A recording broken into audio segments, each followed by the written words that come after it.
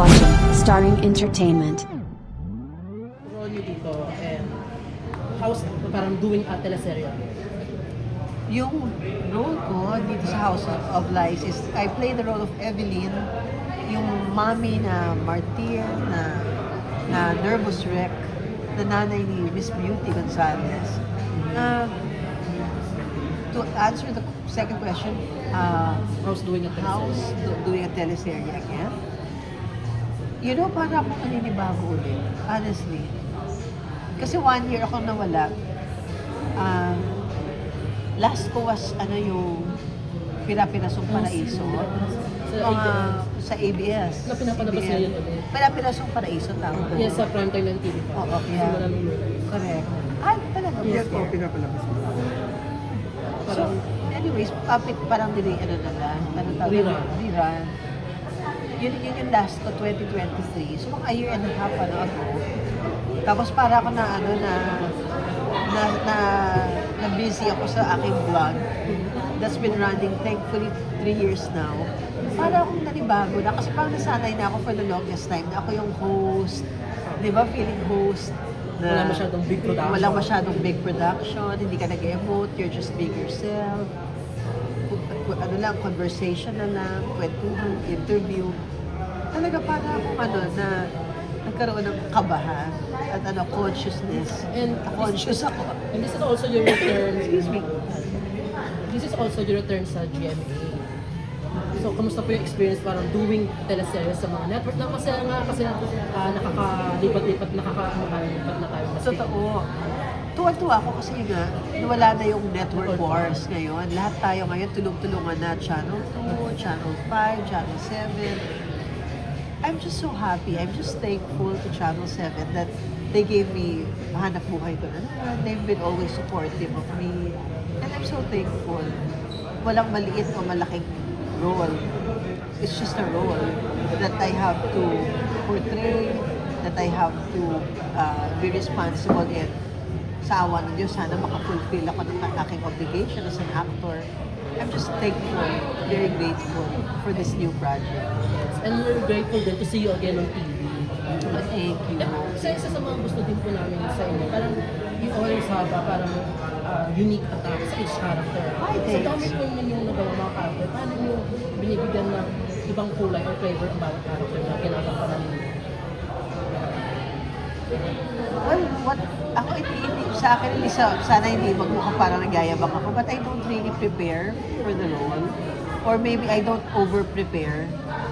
Kasi sa akin, it doesn't work Parang mas lalo akong nagkakamali, mas lalo akong parang acting pagka overly prepared. Ako parang, it's always been that, kahit nung bata pa ako, I don't know if it's training sa akin, na parang bang, hindi naman masabing impromptu, pero parang bang organic yung reactions. So wala talaga, there's not much preparation. But I'm so thankful when you say that parang naiiba-iba ko yung intimidation. Salamat naman. Siguro lang, yun so, parang, You're not a method actor. I don't classify myself as that. I don't think so.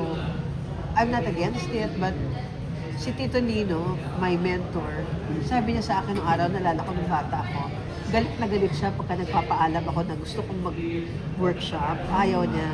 Kasi ang feeling ni Direk Lino Broca is that mawawala daw yung rawness. Mawawala daw yung pagka-organic ng pag-arte mo. So, the only time that I went to an acting workshop in my movie career was when I did Kapag Napagod ang Puso. But, other than that, wala akong maalala ginawa ko pang workshop sa pelikula. Sa TV, parang meron yata ako noon yung show ni Jack Roberto at saka ni Clea. Actually, it was more of yung mga bata ang nag-workshop. Tapos ako parang nag-observe. Tapos nag-pick up din ako ng mga techniques sa kanila. Tapos naki-exercise din ako ng mga ibang exercises nila. Which was beautiful. Pero sa akin parang hindi, let's see, pero sa akin right now, parang hindi pa ako, parang, though dito sa House of Lies, kasi nga naninibago ako, baka I might Get a workshop. now, baka I might just start itong sa House of Lies. Kasi talaga, I tell you, naninibago talaga ako, nanibago ako. Kasi parang for the longest time, parang ako siguro malakas din yung power of suggestion sa akin. Parang nasuggest ko sa sarili ko na isa na akong vlogger, di ba? Na nag-host, which I love. I really am so grateful about it. So yung pag-artista talaga parang naging foreign sa akin ngayon, sa Pro. So, I would really appreciate it siguro kung makapag-attend ako siguro. So, but how's working naman po sa may difference po ba sa working environment sa ABS, sa GMA, and sa mga actors din nila? I've been so blessed naman na all these years sa Channel 2, Channel 7, wala naman ako na-encounter ng problema sa mga artista. Though, honest opinion, may mga ano lang ako, puna, na that I would appreciate as an older actor, siguro, or elder actor, na pwede sigurong matweak yun, ma-improve doon sa aspeto na yun. I would appreciate it. Kapansin ko na kasi ngayon, di ba yung mga artista natin, parang kulang sila na training on how they should treat older actors. Kasi na-experience ko na yan noon na parang I think it's this is junior na. And ito, I hope this doesn't come out as a big bitter or something. No bad mouth. I'm just speaking what is, kung ano itong may experience ko, na lalakad ka sa hallway, tapos yung gagano'n kayo. Parang yung mga manners, siguro yung right manners, dapat medyo mas mapag-aralan pa siguro nila yon. At saka yung... Or tuturo ng management. Pwede. Kasama yun sa mga... Pwede. Kaya nga, di ba maganda ngayon, meron ng Star Circle, ano ito? Sparkle. Yes. Meron ng mga sa Channel 2, Channel 7. I don't know what's in Channel 2 now. Star Magic. Star Magic. Ano naman tinuturuan naman sila, di ba, si Direk Johnny pa, di ba? And sino pa ba yung mga bosses, Direk Lauren. They're sticklers for mga young ones to respect the older, Actually, it's more of kailangan yung mga bata na mismo rin siguro. Yung mag-cultivate nun sa bahay nila siguro. I don't know, Kasi we can only do so much, di ba? Tayo mga nagtuturo sa kanila sa industriya. Parang we can only do so much, pero nasa tao na rin yun. Kung paano sila pinalaki. Well, hindi rin naman siguro ganun. Do you believe it that it's everything all encompassing na yan Siguro nasa environment. It's mainly the environment. Not necessarily sa pagpapalaki. Kasi pwede kang palakihin ng magulang mo na strict ang parents mo, pero you can be the meanest person. You can be pasaway, right? Palagay ko, intrinsic na rin yan sa tao na rin, in a way. But triggered by a lot of factors, the environment mainly. Whether it's sa home, or sa school, or sa Tapos sana lang, ang wish ko lang, it's my hope that yung mga batang to lang, they will have a better attitude. And in terms of rin siguro, yung how they deal with their success. Huwag nilang ilagay dito. Maging mayabang. Oo. Kasi, I'm speaking from my experience, na nanggaling na tayo sa awa ng Diyos lang, not because of my own galing. In God's good grace, nakarating tayo sa leading lady. Ngayon, hindi ko na panahon. Panahon na ng mga kabataan natin.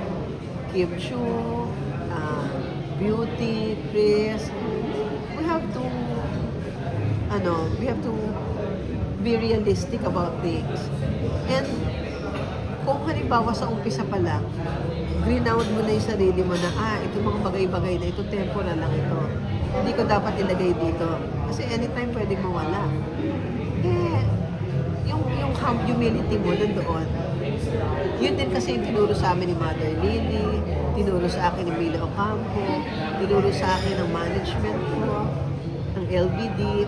Totoo yan Very yan sila. Ako, very conscious yan sila Mother Lily na walang pagsabihan kami. Yung mga panahon lang before, talagang sila sa akin. Alam niyo ba, totoo, pakikisama malaking bagay yan. Kami noon, halimbawa, like ako, mahihain ako by nature. minsan pupunta ako sa set, lalo na pagka nahuli ako, hindi ako bumangate sa mga veteran actors. Si Mother yan, pagka halimbawa nandun siya sa set, kasi si Mother really hands-on eh. Minsan nandun siya sa set, tatawagin ako sa isang tabi niyan, you greet Tita Chato, Charito Solis, o you greet Tita Gloria, yung ganun. Mag-sorry ka sa kanila, mag-greet ka sa kanila. Stickler si Mother Lily sa ganun. So, ngayon ako tuloy, dadala ko yun. Hanggang sa ngayon katandaan ko, parang hinahanap ko rin minsan doon sa mga ibang kabataan natin. Pero kung may mga kabataan na younger actors na kulang sa pakikisama pa. Pero sino naman po yung mga younger actors na parang nagmarka sa inyo na super bait, super magalang, namamansin? Alam mo yung natutuwa ako na napansin ko, hindi siya, she doesn't try too hard. She's not a people pleaser. But nandun sa kanya yung innate na yung magalang siya, may respeto siya sa mga kasama niya sa trabaho, gracious siya. She's not overly friendly, tahimik siya. Pero meron siyang sense of respectability and may sense din siya of knowing how to respect the older actors. Si Carla Abellani. Oo. So, hindi ko siya nakawork. Si Carla, nakasama ko lang siya dun sa, ano ba ito, yung show namin sa GMA. Oh, I forget the title of the show. Pero ang nag-direct nito si Direk Joel. Paki-search. Lamanga. Joel Lamanga. Maybe because baka natutulan din na sa father niya. Kasi Palagay ko. artista din. At saka si Lola niya, si Tita Delia Razon, si Mami niya, si Ria, nag-artista rin. Actually, marami naman silang kabataan na too many to mention. Mas marami naman yung marunong mag-acknowledge kesa sa mga medyo nakakalimot. Mas marami naman yung marunong mag-acknowledge. Pero since ang title po ng series po ninyo is House of Lies,